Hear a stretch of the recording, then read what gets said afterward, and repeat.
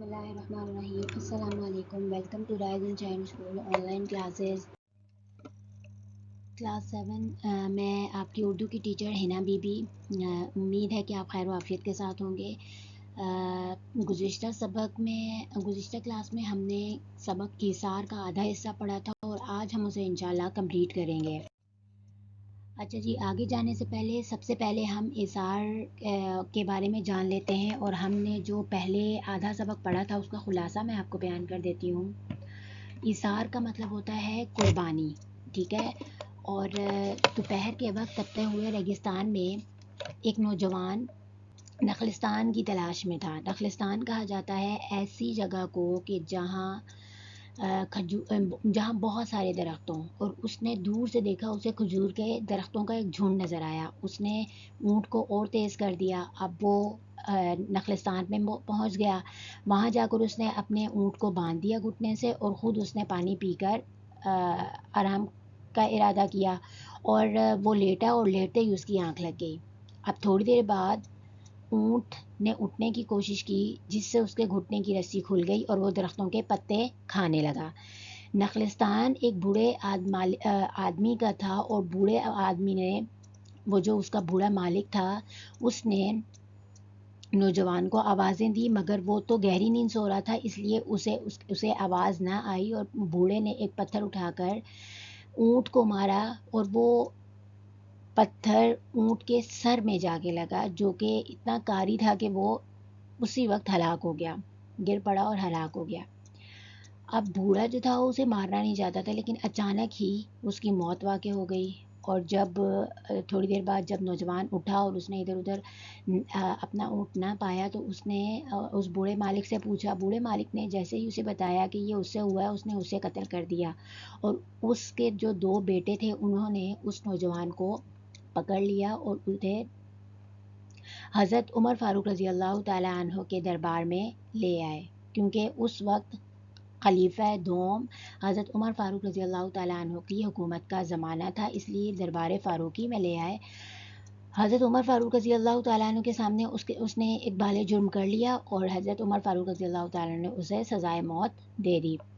جب اس سے اس کی آخری خواہش پوچھی گئی تو اس نے عرض کیا کہ اے امیر المومنین، نبی کریم صلی اللہ علیہ وسلم کا ارشاد ہے کہ اپنے سر پر قرض لے کر نہ مرو، یعنی اگر کسی کا قرض آپ کے سر پر ہے تو اسے ادا کرو، تو اس لیے میری خواہش ہے کہ میں قرض ادا کر دوں۔ مجھ پر ایک یہودی کا قرض ہے، مجھے اجازت دی جائے کہ میں یہ قرض ادا کر آؤں، پھر اپنی سزا بھگتوں۔ یعنی اس نے کہا کہ ایک قرض جو ہے وہ میرے سر پر ہے، اگر میں اس قرض کو ادا کرنا چاہتا ہوں تو میری آخری خواہش یہ ہے کہ میں اس قرض کو پہلے ادا کر کے آ جاؤں، پھر اس کے بعد میں سزا بھگتوں گا۔ حضرت عمر فاروق رضی اللہ تعالیٰ عنہ نے فرمایا، اگر کوئی تمہاری ضمانت دے سکے تو عارضی طور پر رہا کرنے میں مجھے کوئی عذر نہیں ہوگا۔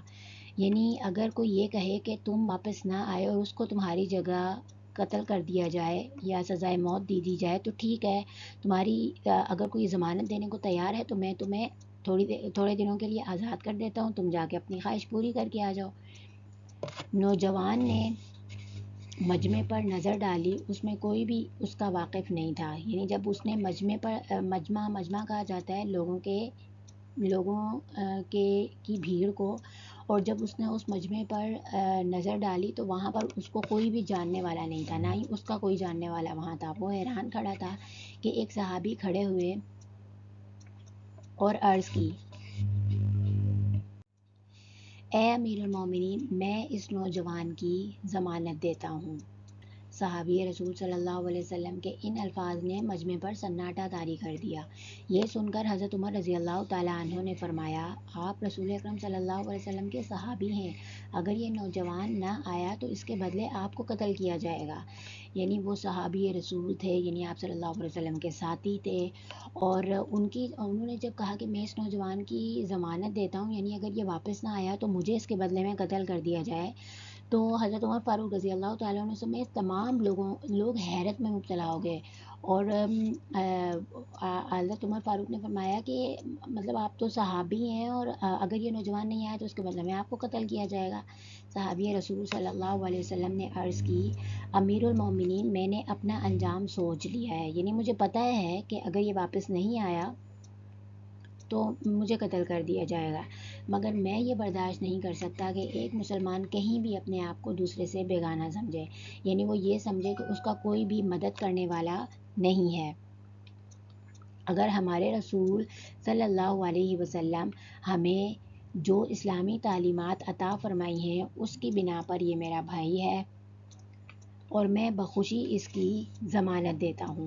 یعنی نبی کریم صلی اللہ علیہ وسلم نے فرمایا ہے کہ مسلمان آپس میں بھائی ہیں، تو اس اعتبار سے میں اپنے بھائی کی مدد کرنا چاہتا ہوں، اور میں خوشی کے ساتھ اس کی ضمانت دیتا ہوں کہ اگر یہ واپس نہ آئے تو اس کے بدلے مجھے قتل کر دیا جائے۔ نوجوان کو آزاد کر دیا گیا اور اس کی واپسی کے لیے ایک مدت مقرر کر دی گئی، یعنی ایک ٹائم مقرر کر دیا گیا کہ اس ٹائم تک اس نے واپس آنا ہے۔ یہ نوجوان بہت دور دراز علاقے کا رہنے والا تھا، اس لیے اسے ٹائم زیادہ دیا گیا تھا۔ طویل سفر کرتا ہوا، یعنی لمبا سفر کرتا ہوا جب وہ اپنے گھر پہنچا اور گھر والوں کو تمام قصہ سنایا تو سارے گھر میں کوہرام مچ گیا، ہلچل مچ گئی پورے گھر میں، سب واویلا کرنے لگے، اور بہت سے لوگوں نے صلاح دی، یعنی انہیں مشورہ دیا کہ اب یہاں تمہیں پکڑنے کون آئے گا، یعنی یہاں آنے کی اب تمہیں واپس آنے کی ضرورت نہیں ہے، اب مدینے نہ جاؤ۔ لیکن اس کا ایک ہی جواب تھا کہ مسلمان کبھی وعدہ خلافی نہیں کرتا۔ ایفائے عہد ہر مسلمان پر فرض ہے، یعنی اپنے وعدے کو پورا کرنا۔ ایفائے عہد کہتے ہیں وعدے کو، ایفا کہتے ہیں پورا کرنا، یعنی وعدے کا پورا کرنا ہر مسلمان پر فرض ہے، اس لیے میں ضرور جاؤں گا۔ یہودی کا قرض بے باک کرنے کے بعد، یعنی یہودی کا قرض ادا کرنے کے بعد وہ ایک تیز رفتار اونٹنی لے کر مدینہ منورہ کی طرف چل پڑا۔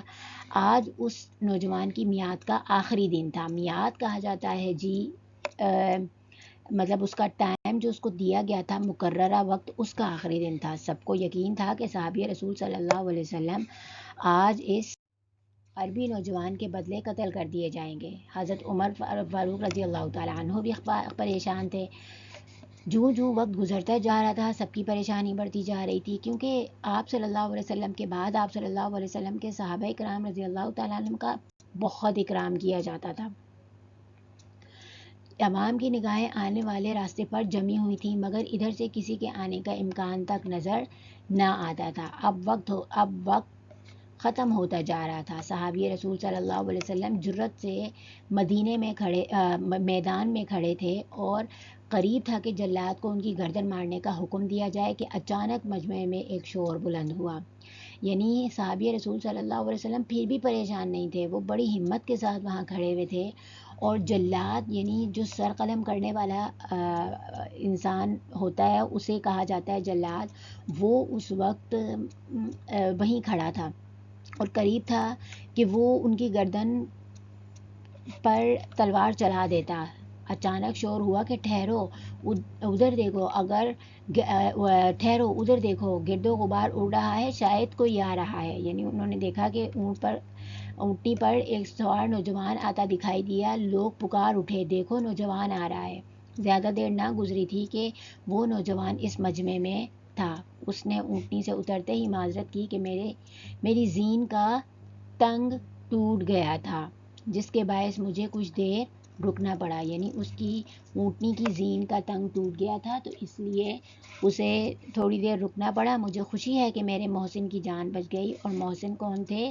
محسن وہ صحابی تھے جنہوں نے ان پر احسان کیا تھا۔ محسن احسان کرنے والے کو کہا جاتا ہے۔ اب میں ہر سزا بھگتنے کے لیے تیار ہوں، یعنی اب آپ مجھے سزا دے سکتے ہیں۔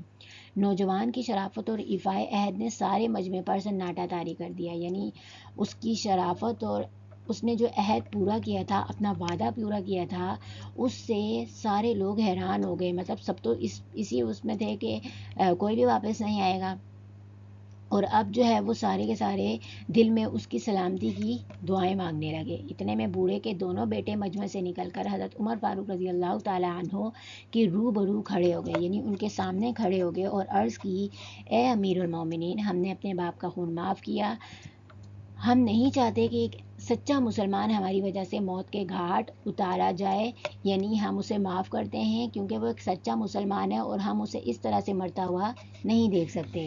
یہ سن کر حضرت عمر فاروق رضی اللہ تعالیٰ عنہ کی آنکھوں میں مسرت کے آنسو آ گئے، یعنی خوشی کے آنسو آ گئے، اور فرمایا خدا کی قسم میری بھی یہی خواہش تھی کہ کسی طرح یہ نوجوان بچ جائے، اس احسان کے لیے میں تمہارا شکر گزار ہوں۔ یعنی انہوں نے آپس میں کیا کر لی؟ صلح کر لی، ہاتھ ملا لیا۔ حضرت عمر فاروق رضی اللہ تعالیٰ عنہ نے نوجوان کی آزادی کا حکم دیا۔ جن صحابی رسول صلی اللہ علیہ وسلم نے نوجوان کی ضمانت دی تھی وہ حضرت ابو ذر غفاری رضی اللہ تعالیٰ عنہ تھے۔ اچھا جی، اس سبق سے ہمیں، اس پورے چیپٹر سے ہمیں کیا سبق ملا؟ ہمیں سبق ملا کہ اگر وعدہ کرتا ہے انسان، مومن اگر وعدہ کرتا ہے تو وہ اسے ضرور پورا کرتا ہے، وعدے کی خلاف ورزی نہیں کرتا۔ یعنی ہم نے اگر کسی کام کو کسی وقت پر کے ساتھ مقرر کیا ہے تو ہمیں اسی وقت میں اسے کرنا چاہیے، ٹھیک ہے؟ اور دوسرا یہ کہ اپنے مسلمان بھائی کی مدد کرنی چاہیے۔ یعنی آپ اگر یہ دیکھیں کہ آپ کے مسلمان بھائی کسی تکلیف میں ہیں اور انہیں آپ کی مدد کی ضرورت ہے تو فوراً پہل کریں، فوراً ان کی مدد کریں۔ اچھا جی، چیپٹر ہمارے یہاں کمپلیٹ ہو چکا ہے۔ اب آ جاتے ہیں ہم ہوم ورک پہ۔ ہوم ورک ہمارا یہ ہے کہ اسی چیپٹر کی آپ نے بلند خوانی کرنی ہے، سبق اظہار کی آپ نے بلند خوانی کرنی ہے، یعنی کہ ریڈنگ کرنی ہے بار بار، آپ نے 3 دفعہ ایٹ لیسٹ آپ نے ریڈنگ کرنی ہے، اور اس کے بعد آپ نے اقتباس کا حوالہ، تعارف اور مشکل الفاظ کے معنی اپنی کاپی میں لکھنے ہیں۔ اس سے پہلے الفاظ معنی بھی کاپی میں لکھوا دیے گئے ہیں اور سوال جواب بھی کاپی میں کروا دیے گئے ہیں، ٹھیک ہے؟ اب نیکسٹ کلاس میں انشاءاللہ دوبارہ ملاقات ہوگی، اپنا خیال رکھیے گا، اللہ حافظ۔